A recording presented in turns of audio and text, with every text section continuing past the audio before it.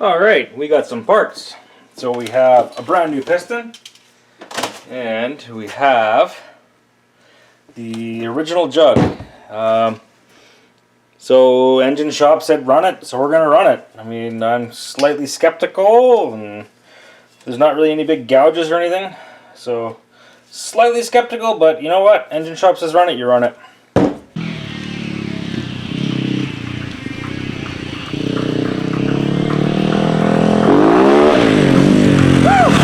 Look at all the dirt that's in here. Let's see if I can do this one-handed without dropping my camera.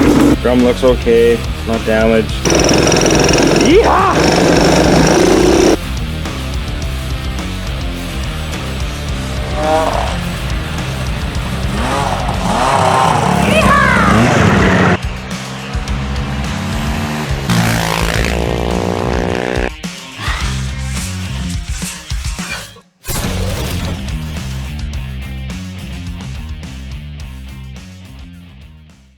So, what do we do now? Check the ring gap. So with the piston came a instructions. So the way I mentioned in the video prior to this one is that you need a minimum of 4 thousandths per inch of bore. This actually comes with instructions, and generally you get instructions. And remember, it's not, so you could look up the machine itself. You want the specs for the piston, because the rings are designed for the piston. Not for the machine, right? For the piston. So if you read, we got a graph right here. So this is in, if you read it, it's 84 point, you probably can't read it. 84.22 millimeters. So we're going to look up. So it says 71 millimeter up. I hope you can see this. So we want, it's not air cooled, it's liquid cooled. And it is a T-Moly piston. It's not a hyperdrive, hypertact clearance. This is a T-Moly series piston. So we want to go with, let's see here, bore size, inch, ring size. So, ring end gap. We want to go to 14 thousandths to 22 thousandths. So that's quite a wide spec. So 14 is the tightest you can get it. You get any tighter than 14, you're asking for trouble.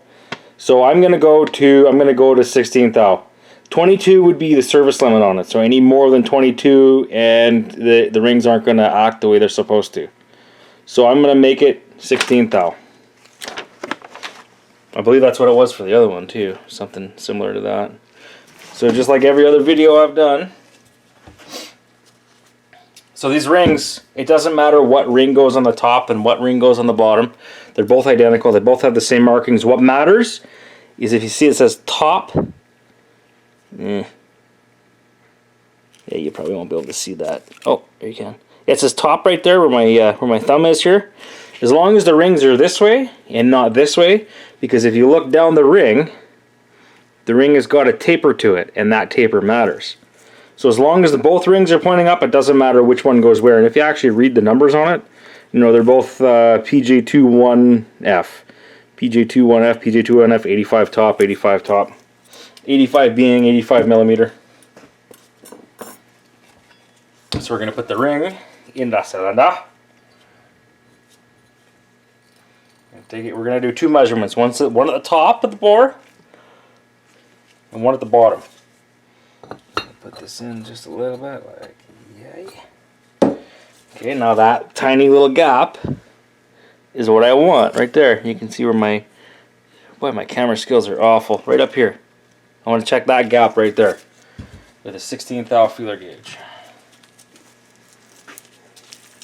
So it says minimum 14, so I want 16 mil.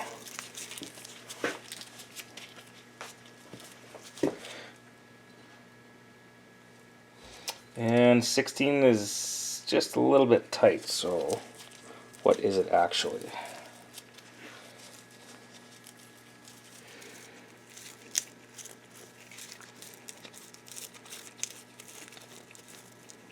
We'll try a 14. 14 is a little bit on the tight side for me, so if it is 14, we will pull it and file the ring just a ever so slight amount. Yeah, 14 is still too tight. Oh no, 14 goes right through. So is it a 15 then? 18, 16, 16, 15.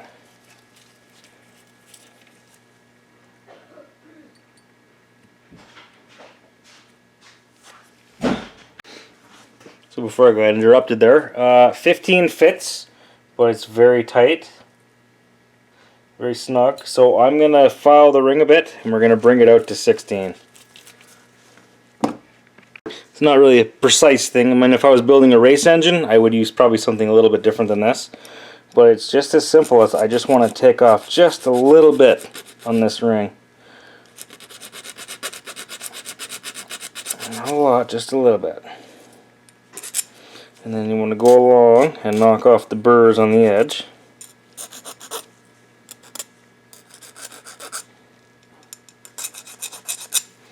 You want to stick that in there. And that's it. You don't want to go crazy on it, because before you know it, you're going to have a bigger gap than what you anticipated to create.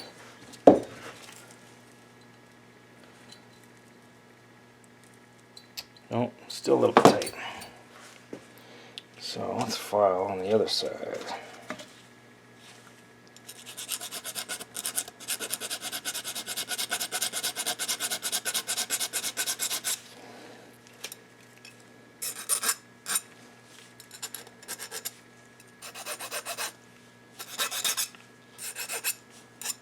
Take the burrs off. And try her again.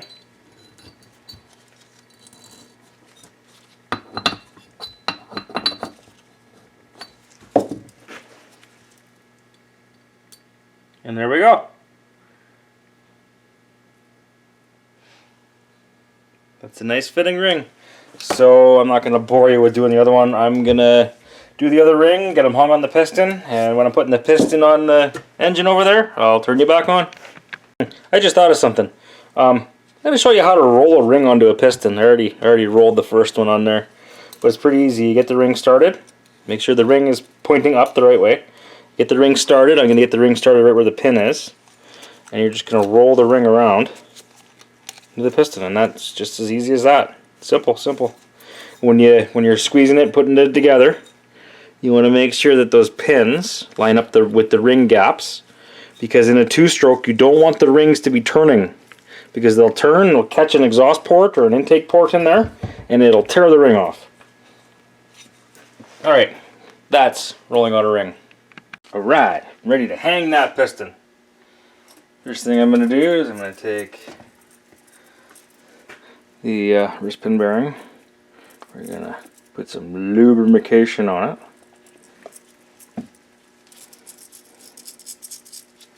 And I like to put the wrist pin that I'm going to use in the rod, just to check for play, see how it feels.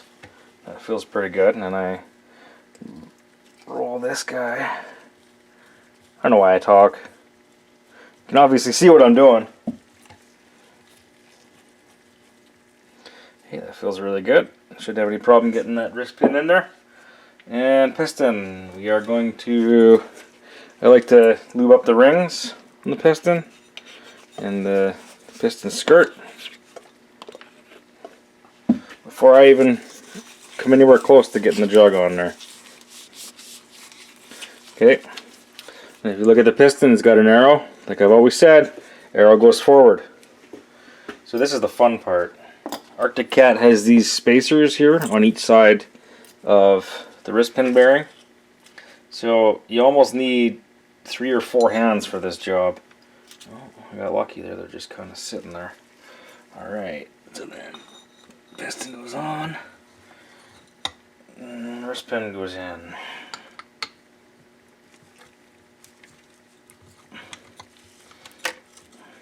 I gotta get those spacers and everything all lined up. You're not gonna see anything but my big head. And there she goes.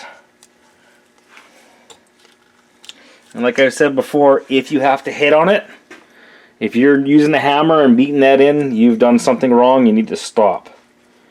Okay, that feels good. That looks good. I gotta put that other clip in there. Okay, I am going to put some paper towel down here because I don't want to lose that clip down inside the engine. This is my least favorite job. I love building engines, except for doing this part. Some of these clips are, Jesus clips, because they fly across the shop and you go, Jesus, where did that go?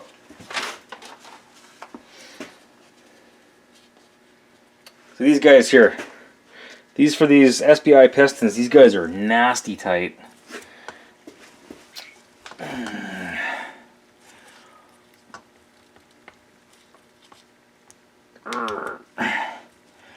Yeah. Oh man.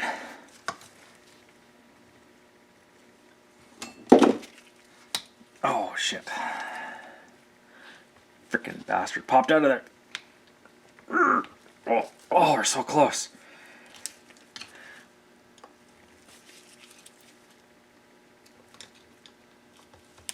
Try to do this without scuffing your piston up. Oh my god. I suppose this is extra reassurance that this won't come apart when you're running it. You can't even get it started.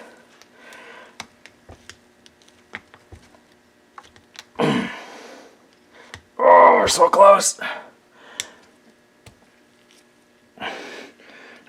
Ah! Smashing my finger.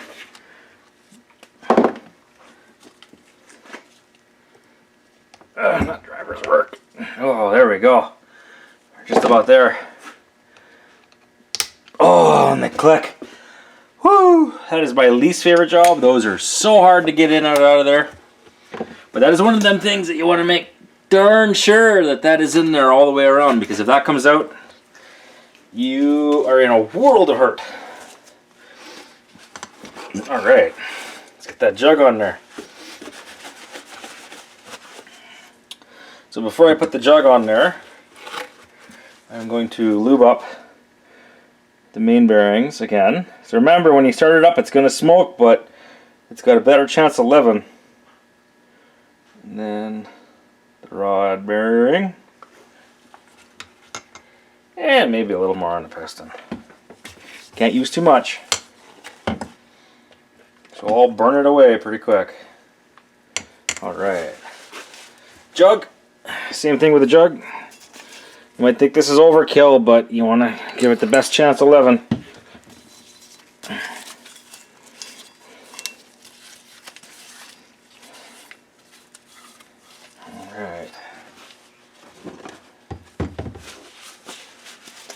Alright. Some people have always had trouble doing this job, doing this part. I've never had a problem. You just have to make sure that your ring gap is where the pins are in the piston, and you just gotta squeeze them together with your fingers. Something like that. I try to get both of them at once, but sometimes you can't. And the bottom of the jug is tapered, so it should be able to just taper up over those rings. Like that. If you're not careful here, you are going to break a ring. So if I had a hammer and I was tapping on the jug, that is a no, do not do it type thing. Yeah, see? See? Not a problem. Not a problem. And that just slides right down, except for a little bit of oil on that gasket I want to get off. Down she goes. For her home. But you know what I'm missing? I just know. Oh no, I'm not. I was missing the dowel pin, but it's on the other side. Right on. That is on there. We are one step closer to getting this machine back running. Maybe today, maybe tomorrow.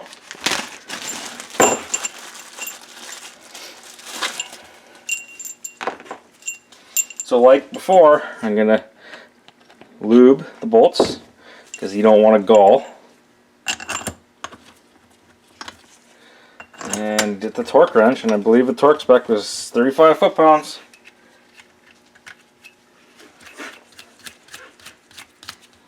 Oh, I gotta get a socket. Alright. I love my torque wrench. I would like a much better one. Maybe, you know, a digital one that beeps. So, I'm gonna put the jugs at 35. So I want to sneak up on it. I don't want to just put all the torque in one side in one shot. And corner to corner.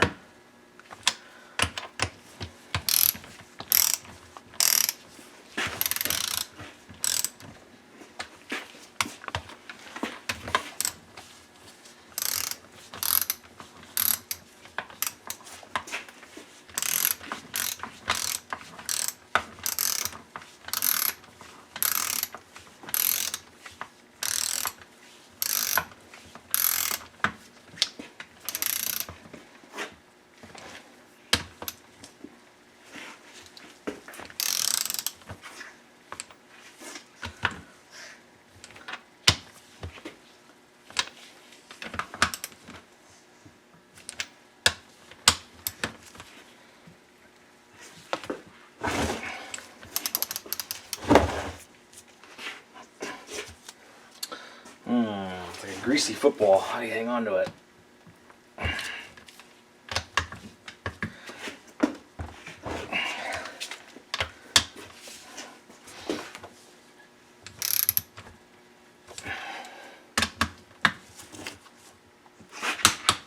There's one. Two.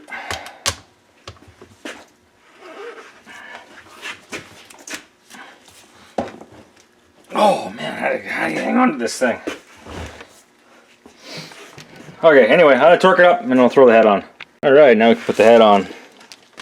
So these O-rings, this could not get any simpler than this.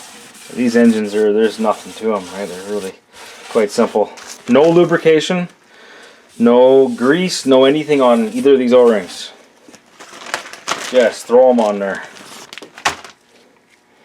So it might not look it, but these larger O-rings, a little larger diameter, these are heat rated O-rings. These are high temperature O-rings. And then the little ones are the coolant O-rings.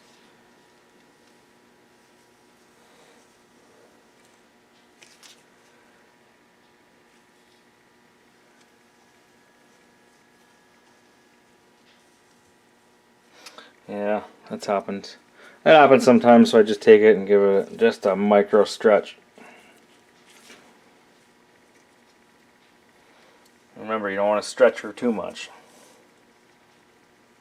There we go. This one here. Alright. Head can go back on. Oh, these guys don't want to play. These guys don't want to play nicely.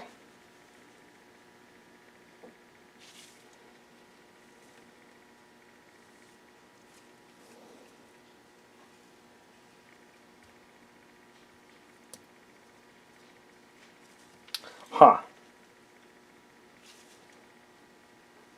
Ah, there we go. There we go. It's sitting nice and flush there now. Quick, let's get the head on there before it pops back off again. And I believe this guy's got to go on there too.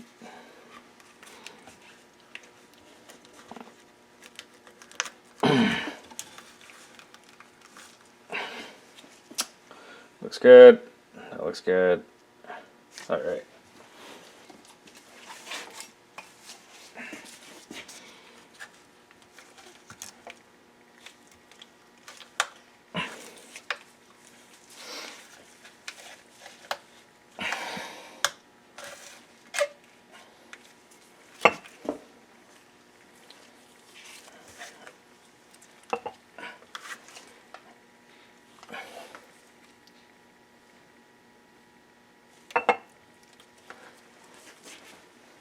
Alright, head bolts.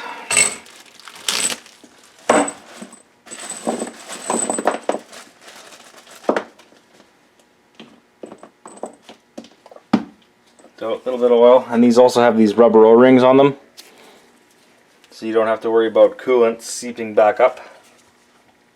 Okay, just want to double check and make sure those are, yep, they're still on there. They're still looking good. And when I built my last Rotax Ski-Doo 670, those are kind of a pain in the butt because those jugs don't have dowel pins. So you have to put the jugs in, not torque them up, put the head on, all the bolts in the head, and then torque the jugs in on. Alright, okay, so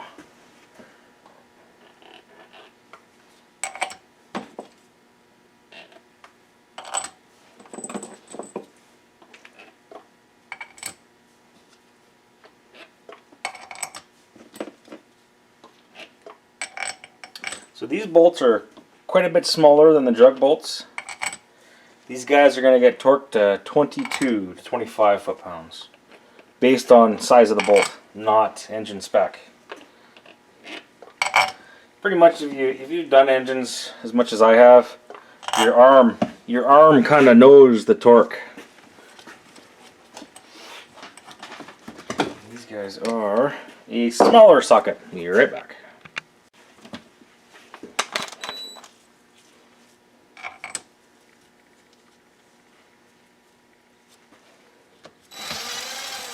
Just to snug them up. Do not crank on it. And like anything else, any other engine you put together, start in the middle and work your way out. You start from one side and go all the way over to the other side, you are going to warp your head. Why won't that go in the hole? Ah, shoot. That O-ring moved. Dang it all. Well, gotta pull it off and do it over again. See, now what would have happened if I jammed that in there? I don't know, you're not gonna be able to see it, but the O-ring sort of popped up. If I jammed that on there and tightened it all up, this thing would be leaking coolant everywhere. So, bring it back. I'm just gonna straighten that back out and put it back on, torque it up. Alright, crisis averted. Now, torque wrench. These torque wrenches are kind of, These are Princess Auto specials, not so fantastic, but they work. I want 22. There's 20. There's 22. Now I'm going to sneak up on it. I'm not just going to give her the beans. I'm trying to sink this home to people. If you're going to do this job, I'd hate to see you spend a whole whack of money and then destroy it all in the first 5 minutes of the machine running.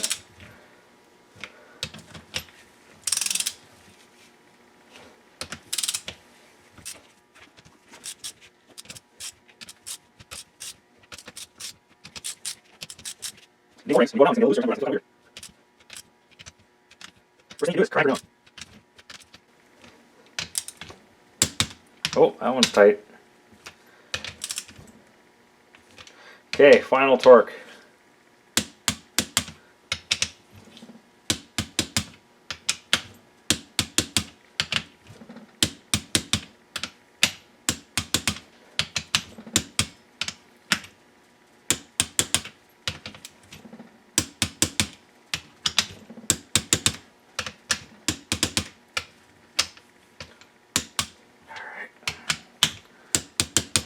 Okay, and go around and check them once again. Hate to lay in bed at night and think, oh God, did I remember to torque that? Because I've done that before. And you lay there and you think, God, did I tighten up that oil drain plug? I hope so. Okay, so I'm just going to fast forward the rest. We're going to take her, drop her in the chassis and get it all hooked up, and next time I'm talking, I'll be trying to start it. Shit.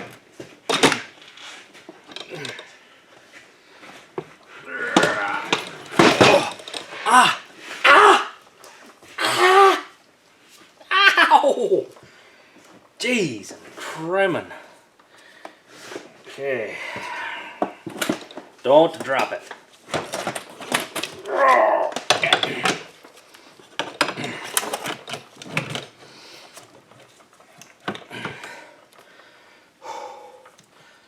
Oh, I should have taken that off.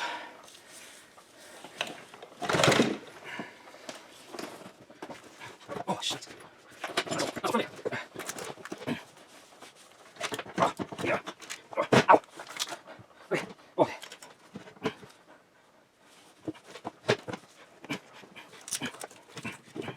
Right. Okay. Oh, a little more. Okay. There's one. Okay. Ooh.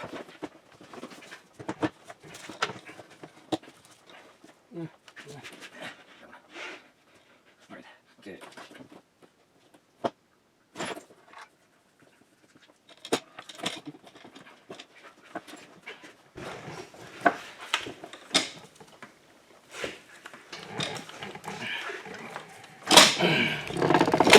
Ah, really? Really? Ouch. Oh, shucks. Oh, that hurt. Freaking camera. Okay, how about that? That better?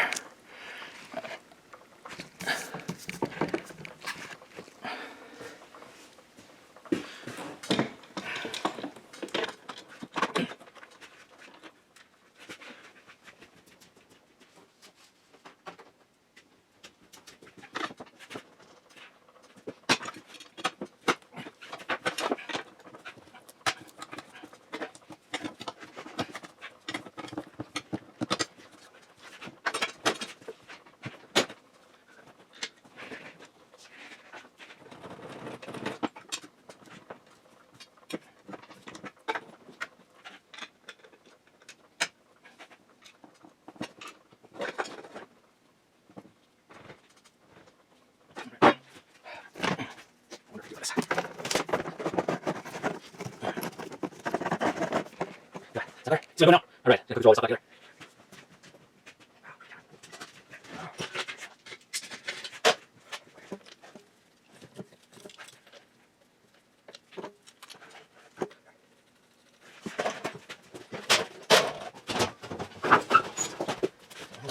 Listen in. Maybe in, bro. This is why.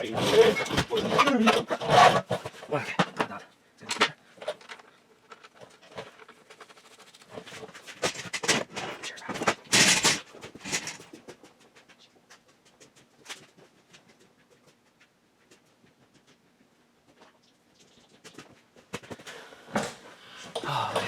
Hey, somebody please explain to me why when you buy a flashlight, it has settings like this. What the hell do I need this for? Stupid flashlight. Or this. SOS? On a flashlight? Yeah. I guess I'm gonna be out in the ocean, huh? And I'm gonna need that. Arrgh.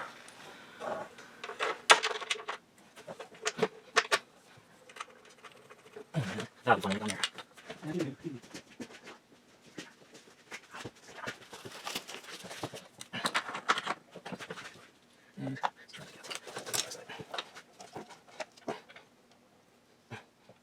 Where's that?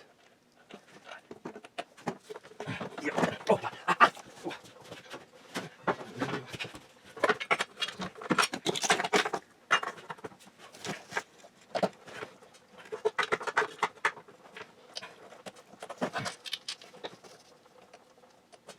Oh, fun.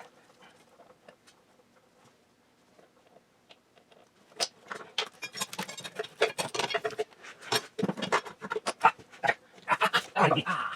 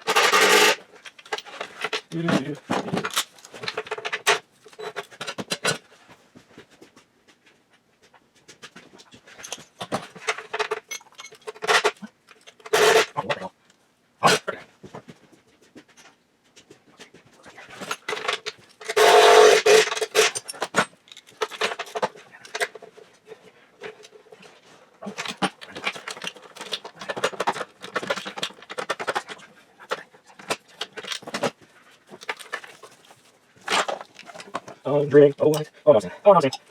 Oh, nothing. I'll just put here.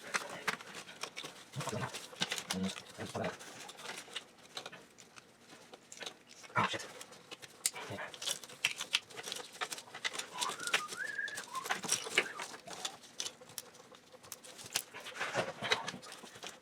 Oh, that.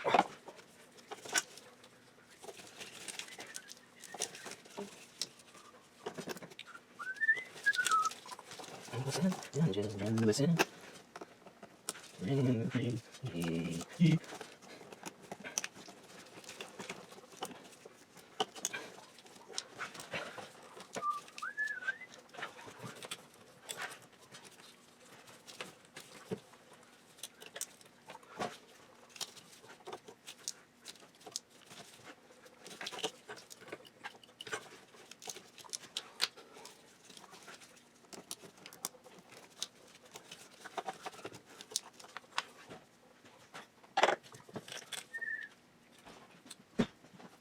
Okay.